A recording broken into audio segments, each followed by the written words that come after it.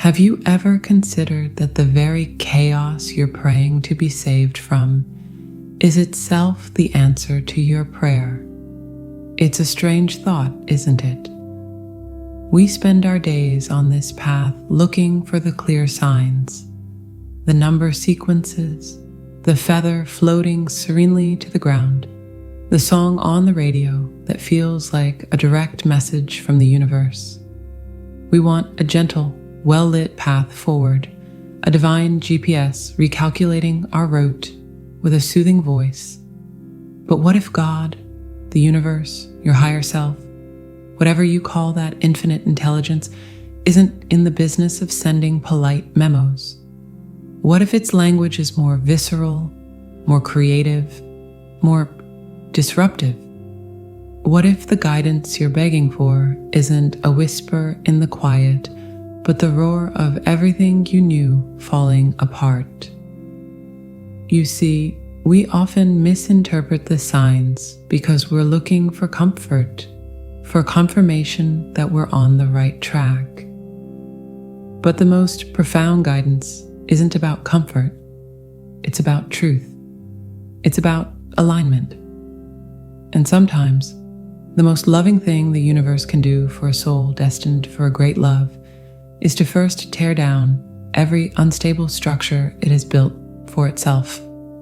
That career that feels like it's crumbling, that relationship that suddenly feels like a foreign land, that inner peace that has packed its bags and left without a forwarding address. This isn't the absence of God. This is God showing up with a bulldozer instead of a blueprint, because you were praying for a way home while still clinging to the house that was never truly yours. This is where the real magic begins, not when everything is perfect, but when everything is possible again because the old has been cleared away. And the most intriguing part? This sacred demolition is just the first, most obvious movement in a much grander symphony. What comes next, the subtle, silent, and deeply mysterious communication that begins to flow through the cleared space, is where the true adventure of your soul awaits.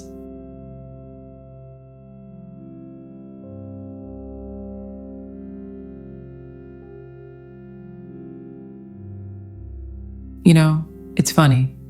We pray for a sign, don't we? We close our eyes, hands clasped, and we whisper into the ether, "Show me the way. Just give me a nudge."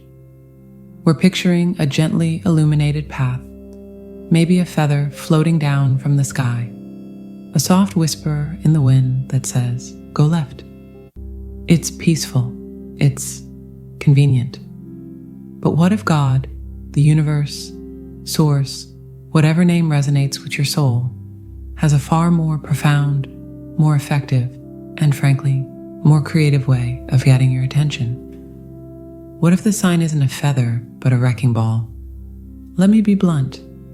You wouldn't be reading this if your life was a neatly organized bookshelf. Something feels like it's falling apart. The career you built with such sweat and certainty now feels like a suit 2 sizes too small. The relationship you thought was your anchor has revealed itself to be a tether holding you in the shallows. The future you so carefully plotted on a map has been swept away by a sudden, inexplicable tide of chaos. And your first, most human thought is, "What have I done wrong? Why is this happening to me? I'm being punished." Oh, my beautiful soul, nothing could be further from the truth. This isn't punishment. This is orchestration. Think of it like this. You are a magnificent, sprawling, ancient city. Over lifetimes, you've built districts of your personality, the bustling, ambitious metropolis of your career, the quiet, quaint neighborhood of your habits, the towering, imposing citadel of your ego. Some of these structures are sound, built on the bedrock of your soul, but many are built on faulty foundations, on the need for approval, on the fear of being alone, on the desperate desire to control the uncontrollable. They look impressive from the outside, but they are hollow, and they are sitting on the exact plot of land where your soul's true cathedral is meant to stand. So the divine, in its infinite wisdom, doesn't send in a polite architect with blueprints. It sends in a demolition crew. It's the layoff that shatters your identity. It's the heartbreak that cracks you wide open. It's the sudden, profound loneliness that echoes in a house that once felt like a home. This is the alchemy of divine disruption. It is the universe, with terrifying love, swinging that wrecking ball to clear the land. It's not destroying you. It's demolishing everything that is not you. And I know, in the midst of it, it feels like pure, unadulterated chaos. The dust gets in your eyes, you can't see, you can't breathe, and all you can hear is the roar of collapsing concrete. Your ego is screaming, "This is a disaster, we are ruined." But if you can get still, and I mean still beneath the panic, you might feel it, a strange, unsettling sense of rightness, a quiet hum beneath the noise. It's the hum of truth. It's the vibration of your soul, finally able to expand into the space being created. The step here, the only step that matters, is not to run for a hard hat and try to rebuild the old city. That's the ego's first, most frantic impulse. The step is to become the sacred witness, to sit in the rubble and say, "Okay, I am still here. The me that is watching this is still intact." This is the surrender. This is the moment you stop being the mayor of the old city and you become the gardener of the fresh, open space. You start to ask the real questions. Not, why is this happening to me? But what is this situation liberating me from? What if that relationship ending isn't a failure, but a divine eviction from a love that was too small for the enormity of your spirit? What if that career collapse isn't a humiliation, but a merciful release from a cage of someone else's design? This disruption is forcing you to shed skins you've outgrown.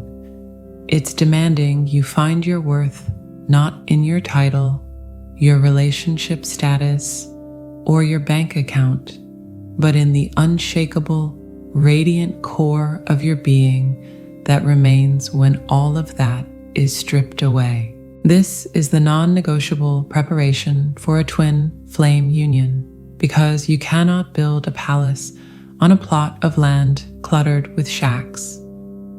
You cannot welcome a force of nature into a life that is already full to bursting with the inauthentic. The reunion you crave requires space, energetic, emotional, and spiritual space. And if you won't create it consciously, life in its fierce and loving wisdom will create it for you. So take a breath. Look around at the beautiful ruins of your life. See them not as a mess is to be cleaned up, but as sacred ground. The chaos is not your enemy. It is the very fire of your transformation. And in the quiet that follows the collapse, you will hear the next whisper, a guidance so subtle it can only be heard when everything else has fallen away. And speaking of whispers, what if I told you that the emotional storm you're weathering might not even be entirely yours? But that's a mystery for another moment. Stay with me. The best is yet to come.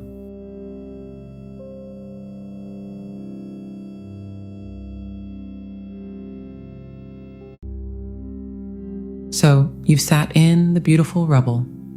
You've made peace with the sacred demolition. And now you're doing your work, sitting in meditation, journaling, affirming your worth, drinking your green juice, for heaven's sake. You're feeling clearer, lighter. And then, out of absolutely nowhere, while you're just folding laundry or waiting for a traffic light to change, it hits you. A wave of sorrow so profound, it buckles your knees. A spike of anxiety that has no business being there, because your own life, for once, is actually okay. Or perhaps it's a sudden crystalline understanding of a deep-seated fear of abandonment.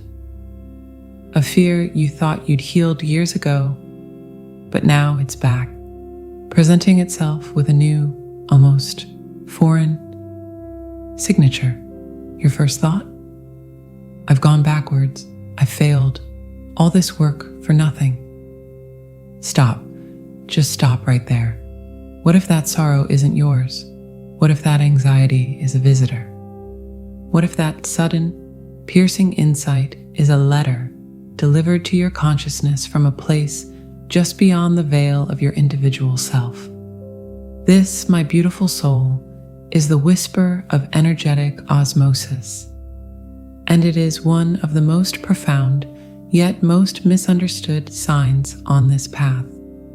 We are taught to see ourselves as sealed, self-contained units, you in your body, your twin in theirs, doing your separate work until you magically meet in the middle. But that's a lie told by the ego, which loves boundaries. The soul knows a different truth, the truth of a shared field, a single energetic organism, experiencing itself through two distinct points of perception. You are not two separate tanks of water, you are two whirlpools in the same vast, intelligent ocean. Think of it like this. You're in your home, feeling relatively peaceful. Suddenly, you feel a draft, a chill. It's not that your furnace is broken, it's that a window somewhere else in the house, a room you don't often go into, has been left open. The cold air is flowing through the shared atmosphere of the entire structure. Energetic osmosis is exactly that. The open window is a core wound in your twin's energy field. Their fear, their karmic lesson, their moment of profound healing crisis. And because your souls share one atmosphere, you feel the draft. You feel the shift in the emotional weather of your shared being. This isn't about psychic spying or losing yourself in codependent empathy. This is far more sacred, more functional. This is the universe's ingenious delivery system for shared healing. It's God's way of showing you that the next step isn't just about your homework. It's about volunteering for the group project. The sign is this downloaded energy itself, and the guidance is what you choose to do with it. So, when that wave of inexplicable grief washes over you, the old paradigm would have you curl into a ball and own it as your own failure. The new awakened response is to sit up, however tearfully, and ask with a curious heart, what is moving through me? What is seeking release here? You become a conscious, compassionate vessel. You don't just feel the sadness, you hold it. You breathe into it with a love so vast that it begins to soften, to transmute. You might even speak to it silently. I see you. I feel you. You are safe here. You are allowed to pass through. At that moment, you are not being a doormat for someone else's emotions. You're acting as a master alchemist for the entire connection. You're taking the raw, leaden energy of a shared wound and through your own cultivated state of love and acceptance, turning it into gold. You are, in effect, healing a piece of the path between you. You are smoothing the very road upon which you will one day walk together. It requires a radical shift in identity from a solitary seeker to a sovereign node in a shared spiritual body. It's the difference between a soldier who only fights his own battles and a general who feels the entire battlefield as an extension of his own nervous system. This is advanced soul-level work. It's messy, confusing, and frankly, it can feel a little unfair. Why do I have to feel their stuff? Because you can. Because your vibration is high enough to hold it without breaking. Because you are the one who is awake enough to do the alchemy. This is the secret, unspoken labor of love. It's you in your quiet living room, holding space for the entire universe of your connection. You're not going backwards. You are moving so far forward, you've looped around to the very heart of the bond itself. And the most miraculous part? This process isn't a one-way street. While you're learning to transmute these whispers, have you ever considered what's being reflected back to them? But that is a conversation about mirrors, miracles, and the silent, harmonious dance that begins long before any physical reunion. Stay open. The connection is breathing with you, even now.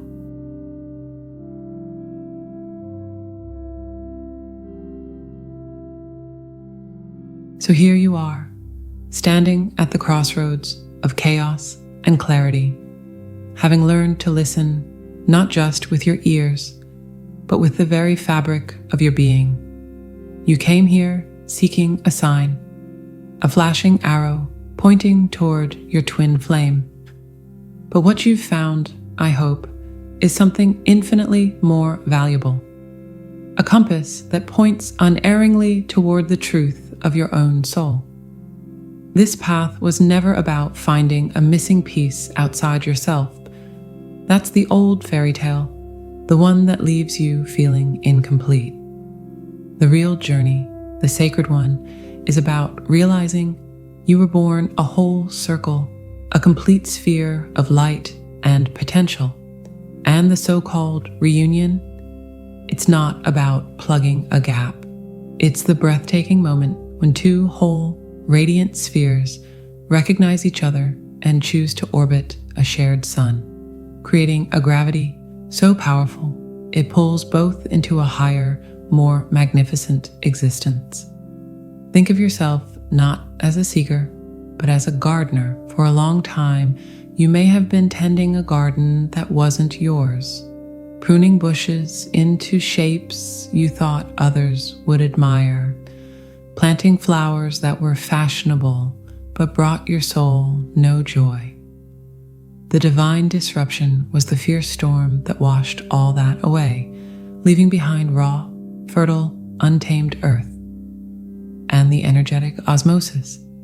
That is the subtle, intelligent climate of this new land. The unexpected rains, the unseasonable warmth, guiding you to plant what will truly thrive in this unique ecosystem that is your authentic life. The signs were never about a destination. They are the language of the journey itself. They are the way life, with a capital L, converses with you, nudging you, challenging you, and ultimately celebrating with you as you become more of who you came here to be. The longing for your twin flames is not a curse of absence. It is a divine homing device programmed into your spirit, designed to pull you back to your own core frequency. And as you attune to that frequency through surrender, through conscious alchemy, through the daily choice to show up as love itself, you aren't just walking toward them. You are building the very meeting ground in your own energy field. You are preparing the soil in which your connection can finally and permanently take root. This is the great secret they don't tell you. The reunion begins the moment you stop looking for them outside and start recognizing them within, in the peace that follows the storm inside you, in the courage that rises to meet the foreign sorrow, in the unshakable, quiet knowing that you are, and have always been, worthy of a love that does not complete you, but celebrates your glorious wholeness. The path is not always easy, but it is always yours. And every shaky step, every moment of trusting the dark, every breath taken in faith, is a love letter to the future you are co-creating. You are not waiting for a miracle, you are breathing it, you are living it. And the most profound reunion you will ever experience is already whispering on the breeze of your own awakened heart. And you know what? The most beautiful part of this story is that the next chapter is already being written in the quiet moments of your very own day. But that is a conversation for another time. Stay blessed and keep listening. The universe is always speaking.